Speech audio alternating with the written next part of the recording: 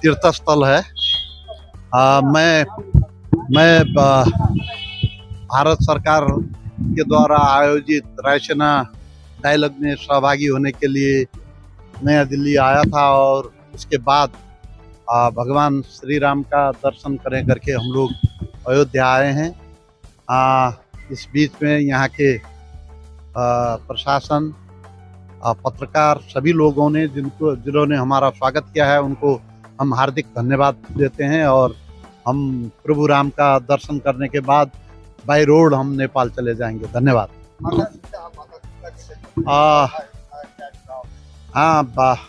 नेपाल और भारत के बीच में बहुत ही गहरा सांस्कृतिक संबंध रहा है। हम लोगों के बीच के, दोनों सरकार के बीच में ही नहीं है, जनता के बीच में भी उतना ही गहरा संबंध रहा है। भगवान राम की शादी माता जानकी के साथ जनकपुर में राम जानकी मंदिर है, जनकपुर में हुई थी। इसीलिए हमारे बीच में जो यह गहरा संबंध है ये सांस्कृतिक रूप से भी महत्वपूर्ण है। और नेपाल और भारत सरकार हम दोनों के बीच में, दोनों देशों के बीच में जो संबंध है, सांस्कृतिक संबंध है, उसको सुदृढ़ करने के लिए प्रयत्नशील है। हम लोग धार्मिक पर्यटन को भी बढ़ावा देने की कोशिश कर रहे हैं। हमारे बीच में अयोध्या और जनकपुर के बीच में संबंध स्थापित करने के लिए हम लोग कोशिश कर रहे हैं और काशी और पशुपतिनाथ, विश्वनाथ बाबा और पशुपतिनाथ के बीच का संबंध हम धार्मिक पर्यटन भी हम प्रोत्साहित करने की कोशिश कर रहे हैं। इसीलिए ये कोशिशें दोनों सरकार के बीच में चल रही हैं। धन्यवाद। जब वो या तो शासन के कोई वो आएगा, भाई शासन से अगर कोई या तो अमेंडमेंट आएगा कि भाई जो बंदा एक बार नौकरी कर रहा है उसको आप रिन्यू कर सकते हैं या उसको कंटिन्यू कर सकते हैं, ठीक है ना, तब है। नहीं तो ये भी 5 साल बाद ही भी कहेगा मेरे को क्यों निकाल रहे हैं आप लोग। और वो भी इस तरह से अगर कार्रवाई करेगा जो कि फौजी लायक नहीं है। मैं दोबारा बता रहा हूँ, एज ए फौजी जिस तरह से इस गेट के ऊपर पत्रकार बंधुओं और ये जो प्रेजेंट ETF टीम है, जिस तरह इन्होंने मेरा घेराव किया वो मुझे अच्छा नहीं लगा। हम लोगों ने सर नहीं घेरा, तो अभी सुबह इनको पता है इन्होंने किया था। हम लोग को अभी आपसे बात कर नहीं, उनकी फोटो है, सबकी फोटो है, उनकी सबकी हो रखी है। वो थोड़ा मुझे लगा क्योंकि एक फौजी से कहीं ना कहीं हमारी ट्रेनिंग में कहीं ना कहीं हमसे चूक रह गई है कि मेरा फौजी जो है, मेरा सिपाही एसीओ और जेसीओ का कोई व्यक्तिगत लाभ नहीं है सर। देखिए, नहीं मैं पत्रकारों की बात नहीं कर रहा हूँ, नहीं, खबर खाली लेने के लिए। एक मिनट, मैं पत्रकार बंधुओं से ही कह रहा हूँ, आप लोगों ने मुझे इस बात का मौका नहीं दिया कि मैं इस तरह आप लोगों को बिठाकर कुर्सी पे और शांति से बैठकर, हम लोग तो जो आए हैं तो आपने हमको सम्मान दिया, हम लोग बैठ करके बात, वही अब वो जो थे वो थे, हम लोग तो उसमें नहीं थे। बिना आप प्रश्न करते हैं। नहीं, क्योंकि मैं देखिए, आप हर एक की व्यथा सुनते हैं, मैं आपको अपनी व्यथा बता रहा हूँ। हम आपकी भी बात को सुन, मैं अपनी व्यथा बता रहा हूँ कि पत्रकार बंधुओं को उस तरह से मेरे साथ बर्ताव नहीं करना चाहिए था, जबकि मैंने उनके साथ कोई अन्यथा बर्ताव नहीं किया। तो अगर मैं आपके साथ हम लोगों ने कौन सा बर्ताव किया? अरे सामने आप सुबह थे? नहीं, हम तो नहीं थे। तो सुबह क्या हुआ? जब मैं एक्चुअली में ना, मैं किसी जरूरी काम से निकल रहा था, मैं यहाँ गेट पे जैसे निकला तो वहाँ पे ये जो सारे जो ETF वाले हैं सारे यहाँ पे खड़े, सारे जो मेरे फौजी भाई बंधु हैं, ये और 4-5 पत्रकारों को फोटो खींचने लगे। तो मैंने कहा मैं थोड़ा जरूरी काम जा रहा हूँ, मुझे जाने दीजिए, अभी मैं आयुजी से मिला। मैंने कहा, और दूसरी चीज़, फौज में ना हम लोग एक कर रहे हैं, नगर निगम प्रशासन के खिलाफ क्यों मुर्देबाजी? नगर पालिका से नगर निगम बनाया गया है, तब से हम लोग यहाँ कार्यरत थे। प्रवर्तन प्रभारी शुरुआत में हम लोगों की टीम खड़ी किया गया था, लेकिन हम लोगों को ये नहीं बताया गया था कि हम लोग 5 साल तक ही यहाँ कार्यरत रहेंगे। अभी बिना बताए हम लोगों को इस टीम से बाहर किया गया है और मनमानी ढंग से दूसरी नई टीम का गठन किया गया है, जिसकी वजह से हम लोग, हमारे बच्चे पढ़ाई लिखाई में उनका भविष्य अंधेरे में है और हम लोग बिना नौकरी के हम लोग बाहर कहाँ घूमेंगे। इसलिए हम शासन से मांग करते हैं कि हमारे नौकरी को हमें बाहर न किया जाए, हमारी नौकरी को दोबारा पुनः उसी जगह पर रखा जाए, हम लोग दोबारा नगर निगम का सेवा कर सके। आखिर ऐसी क्या? हमें अभी 2 महीने पहले ही कर्नल सूर्यवंशी, अरुण सूर्यवंशी जी आए यहाँ और बिना बताए हुए हम लोगों को यहाँ नई टीम की गठन किया। उसके बाद हम लोगों को कहा कि अब आप लोग सेवा मुक्त हो रहे हैं, आप लोग जा सकते हैं। और 1 तारीख तक नई टीम का ये ज्वाइनिंग लेटर हो जाएगा तो हम लोग यहाँ पर निराधार हो जाएंगे, हम लोगों के बच्चे अधर में लटके रहेंगे। ऐसा क्यों किया हमारे साथ नाइंसाफ़ी है। हम लोगों को बिना बताए हुए हम लोगों को ले आकर के यहाँ खड़ा किया गया और कहा गया कि आप लोग 5 साल के लिए हैं, आप लोगों को इसलिए बाहर किया जा रहा है। नियमानुसार देखा जाए तो यहाँ जो शासना आदेश था उसके तहत 55 साल से लेकर के उसके अंदर एक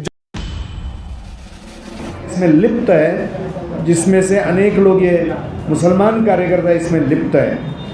और इस तरह के ये जो अत्याचार हो रहे हैं इसमें बहुत एक कठोर सबक सिखाने की आवश्यकता है कि जो महिलाओं के ऊपर इतने बर्बरतापूर्वक अत्याचार कर रहे, तो विश्व हिंदू परिषद मांग करती है कि ऐसे भी जिहादी तत्व है, इनकी गिरफ्तारी होकर इनको फांसी की सज़ा देनी चाहिए।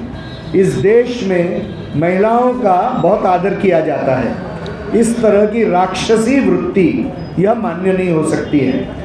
और इसीलिए जो एक संभाव्यता सरकारी और प्रशासन के लिप्तता की यहाँ दिख रही है, या सरकारी दबाव में पुलिस की जो लिप्तता यहाँ दिख रही है, तो उसका हम कठोर शब्दों में निंदा भी करते हैं। और ये घटनाएं पुनः पुनः हो रही है, ये मुझे लगता है कि ममता बनर्जी ने भी इसके बारे में सोचने की आवश्यकता है। विश्व हिंदू परिषद के जो सामान्य संगठनात्मक कार्य है वह, यानी अभी यह क्योंकि गर्मियों का कालखंड है, तो अपने हजारों कार्यकर्ताओं का, बजरंग दल, दुर्गा वाहिनी और परिषद के कार्यकर्ताओं का प्रशिक्षण का दौर भी अभी देश भर में चलेगा। तो कार्य विस्तार के साथ साथ में प्रशिक्षण के सैकड़ों कैंप्स अभी देश भर में चलेंगे, जिसमें हजारों कार्यकर्ता सहभागी होंगे। देखिए, ये जो कैंप होता है ये हमारी क्लिनिक पे अवध विहार कॉलोनी परिक्रमा मार्ग पे होता है। मेरी अपनी जो क्लिनिक है वहाँ होता है। ये वार्षिक कैंप होता है हमारा, और इसमें नीयत सिर्फ यही रहती है कि जो गरीब पेशेंट हैं जो जांचें नहीं करा पाते उनकी जांचें हो जाएं, क्योंकि आज के टाइम में जांचें बहुत महंगी हो गई हैं। और मैं basically as a physician diabetes और क्रॉनिक डिजीज़ देखता हूँ जिसकी जांचें बहुत महंगी होती हैं। तो कोशिश ये रहती है कि जो मरीज़ जो है जांचों में असमर्थ हैं कराने में, उनकी जांच हो जाए और उनका सही इलाज हो जाए। आज के कैंप में हमारे यहाँ जो है जो टीम है वो एक मैं हूँ, डॉक्टर सैफ कंसल्टेंट फिजिशियन, और डॉक्टर शादाब हैं वो हमें असिस्ट कर रहे हैं। और हमारी बहुत सी दवाइयों की कंपनियाँ हैं जो हमको असिस्ट कर रही हैं। प्लस एक हमारा केयर एंड क्योर लैब है जो कि सारी जांचें मुफ्त कर रहा है, और जो है कुछ हमारे पर्सनल स्टाफ हैं जो इसमें असिस्ट कर रहे हैं, तो कि इसमें गरीबों का फ़ायदा हो। जांचों में हमारे यहाँ जैसे जो हो रहा है, शुगर की पूरी प्रोफाइल हो रही है, लिपिड प्रोफाइल हो रही है, थायराइड हो रहा है, और पीएफटी हो रहा है, न्यूरोपैथी हो रहा है, नसों की जांच हो रही है, और ब्लड टेस्ट कंप्लीट हो रहे हैं, लिपिड प्रोफाइल भी पूरा हो रहा है।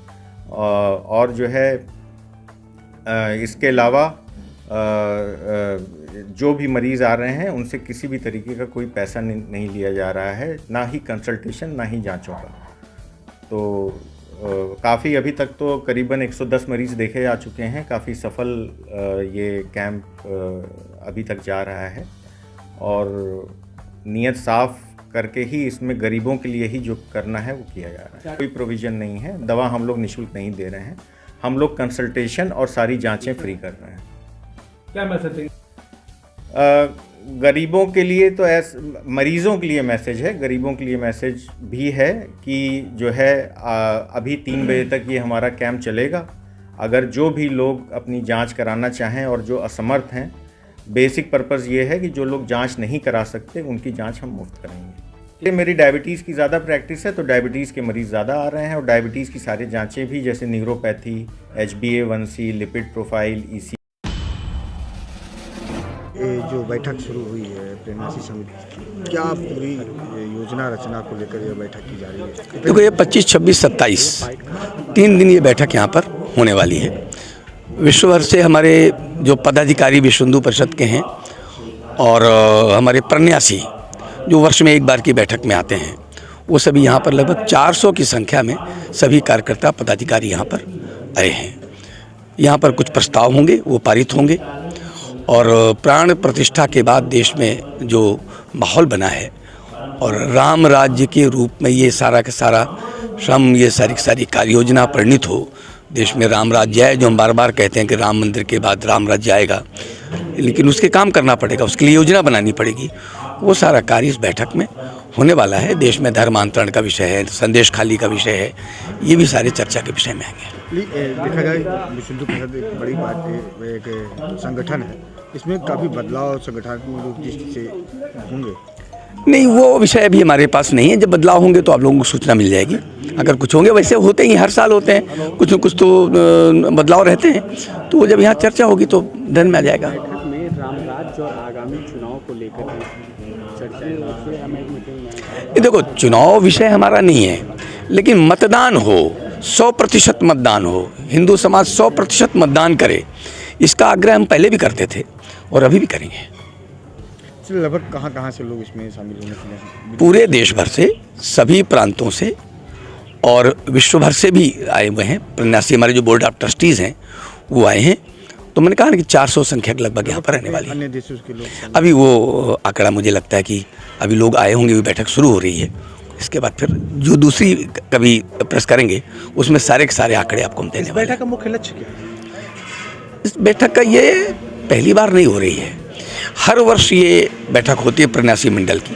तो संगठन की योजना, संगठन की रचना, काम का विस्तार, योजना का विस्तार, विचार का विस्तार, ये सब इसमें चर्चा होती है। और वो कार्यकर्ता उस योजना को लेकर अपने क्षेत्र में जाते हैं और क्षेत्रों में इस सारी योजना को लागू करते हैं और उसी दृष्टि से आगे कार्य योजना बनती है, काम होता है। और अगले 6 महीने के लिए फिर हम बैठक जब प्रबंध समिति की करते हैं, तब तक की योजना रचना तो हम बना ही लेते हैं। क्या नाम है सर? विजय शंकर तिवारी, विश्व हिंदू परिषद का राष्ट्रीय प्रवक्ता हूँ। बस 1 मिनट।